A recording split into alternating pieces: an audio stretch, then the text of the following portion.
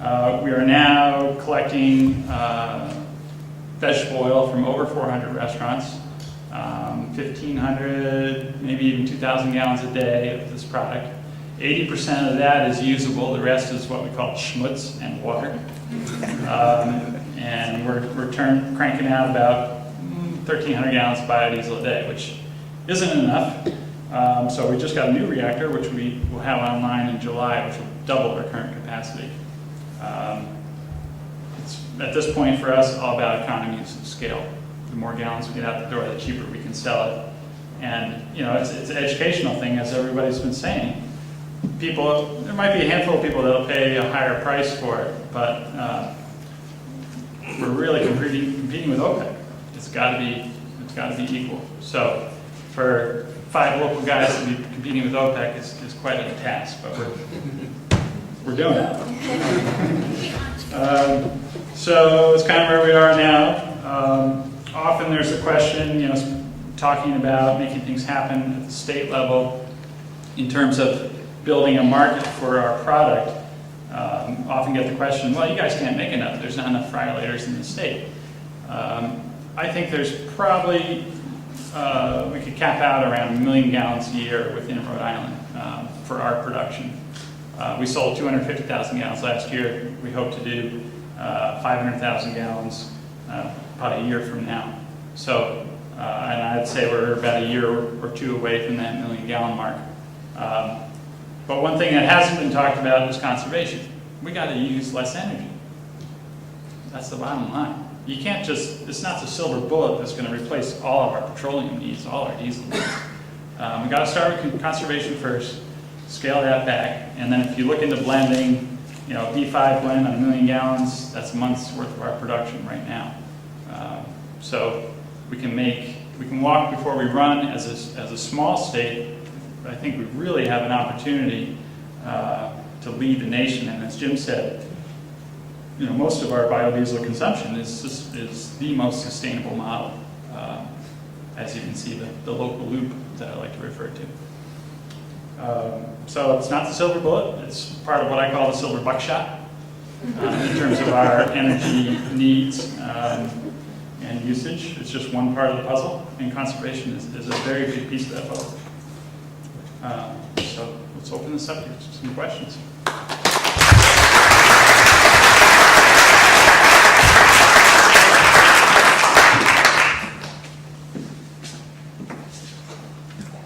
Okay.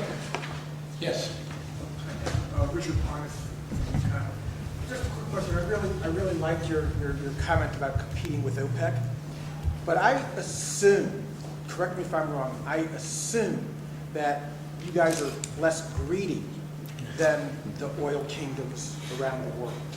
So that gives you, in some sense, some advantage. You're not expecting as much of a return, but yet you do have these economies of scale. So my question to you guys is, how do you grow beyond waste oil? You heard some talks this morning about algae and things like that, but it's kind of like not there large scale yet. So what are the immediate plans to get past that 1 million gallons? Yeah, so right now we are getting 1 or 2 restaurants a day. So we are flooded with incoming oil, and that's going to sustain us for a while. It's hard to say, maybe 6 months a year. So we haven't, we're a small scale plant, we're a microbrewery. 1 million gallons is our ultimate target. So beyond that, we really haven't thought beyond that. Yeah. I think one comment about that, though, is that there are an awful lot of biodiesel reacting plants that are idle at this point because the perception and use in this country is not there. I mean, that's one of the challenges that we face in marketing bioheat and biodiesel, is that, I mean, correct me if I'm wrong, but there are plants in this country that were built as part of this wave of, biodiesel. I mean, this was an impression that we had when we first started marketing it, that it was going to be very popular and people were going to jump on board, and it was going to be a very easy transition, which it really has not been. And so if we T.H. Malloy, the distributors, where we're blending the biodiesel with petroleum. If our customers aren't comfortable using it, and we're not getting more biodiesel or the requirement for more biodiesel from Nat's company, Newport, or Gus's company, Greenleaf, they're not going to be able to sustain their business models because they can't ramp up their production enough to be competitive with petroleum. So you're finding market resistance? Absolutely. And I don't know, we're a relatively small, home heating oil company. We don't have a retail location for biodiesel similar to what Jim has, although that's changed in the last month. But it's really getting the education out to people that, yes, they can use it in an existing home heating system. They can use it in an existing, diesel vehicle. But I think that it really has to go hand in hand that we, who are the ultimate people who deliver it to the consumers, and Hale Hill the same way. We're delivering it to homes and businesses and so forth, that if there isn't general consumer acceptance for that we're never going to build this industry because we have production capability that's not being used right now because the end users are not comfortable, that we have that market resistance. And that, just quickly, that can really work to our advantage if we get this thing turned around, because OPEC can't compete with us. We're local. And that's a very important dynamic, because what's happening, in regards to your question too, is that if you look at 2008, at that production statistic that I gave you, 750 million gallons, the projected for 2009 is 350 million gallons in the United States. A lot of these large biodiesel plants have literally gone out of business. There was a lot of volatility in the oil market. There was also a lot of volatility in the feedstock market. When you're looking at biodiesel, the price of a gallon of biodiesel is going to be anywhere between 70 and 90% of the cost of that biodiesel is going to be in the feedstock. So what happened when the barrel of oil went to $150, soy, you heard Larry Dressler earlier say soy went to 74 cents. These guys started dropping like flies, and what happened was they had 40, 50, 60 million gallon a year plants. What I see happening on a national level is operations like Nat's really kind of taking over. The small regional plants, I think, have a really good opportunity right now, in particular here in New England or in the mid-Atlantic Northeast, where you've got the 11 states that consume 58% of the heating petroleum and diesel fuel in the country.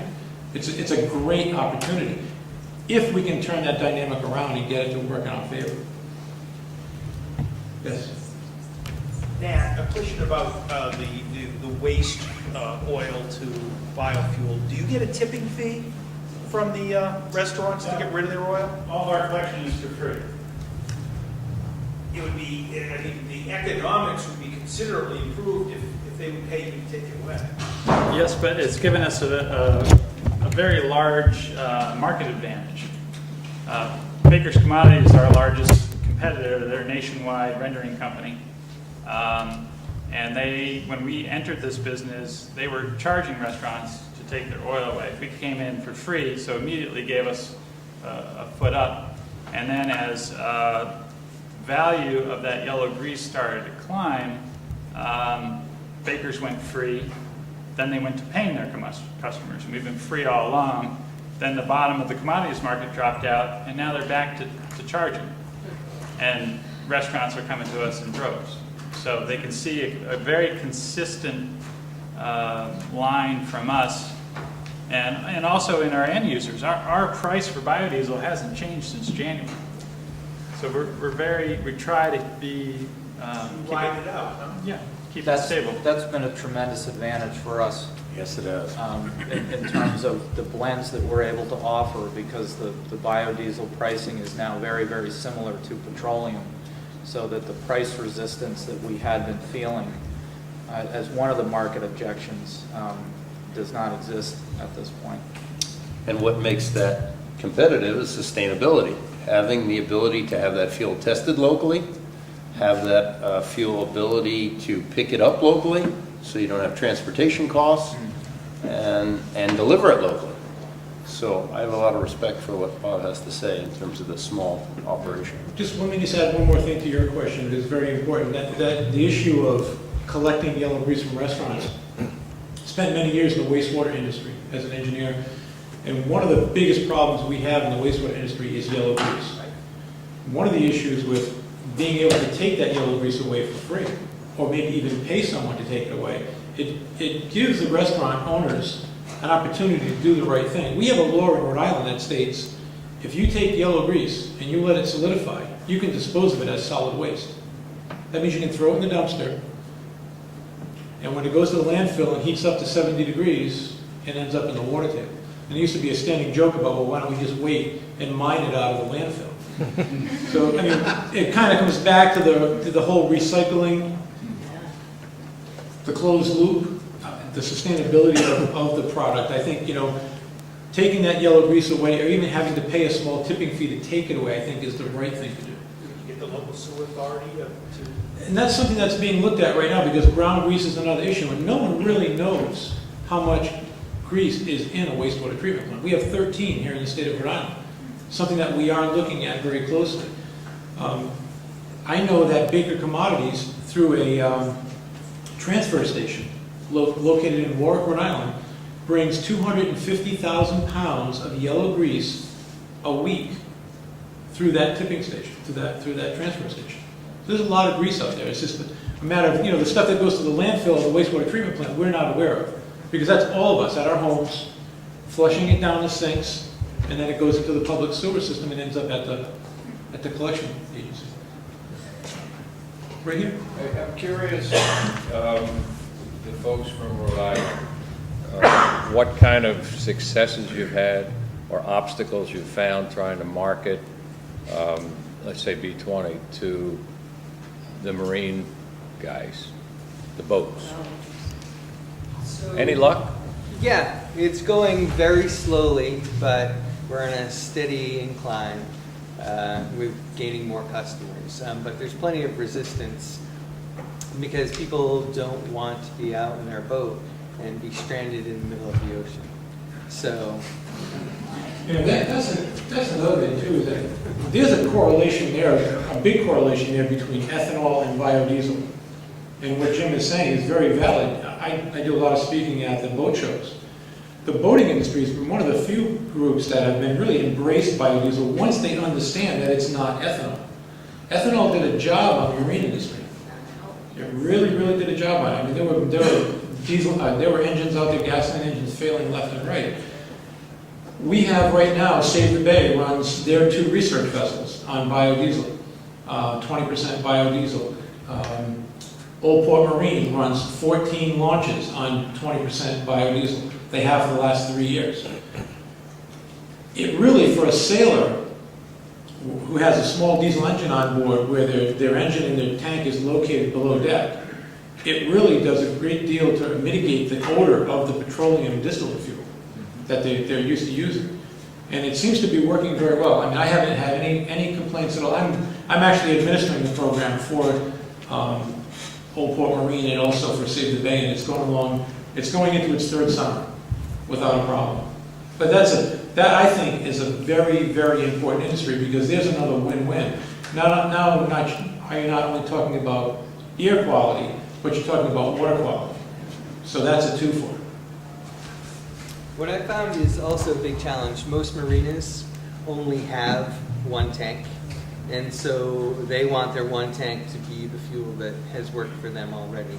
So in some cases, we've brought 50-gallon drums out there for them to blend, but most of the distribution is straight into the boat. And last year, when the price was right, we had plenty of boats who went with a B50, and mostly local fishermen who are having a challenge just making ends meet and sustaining themselves. Well, one of the things I'm